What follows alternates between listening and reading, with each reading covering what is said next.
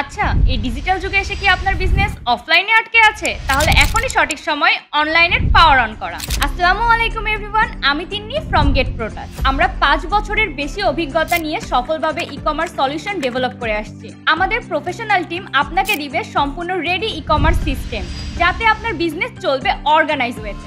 চলুন তাহলে এক নজরে দেখে নিই আমাদের কমপ্লিট ই-কমার্স ফিচার।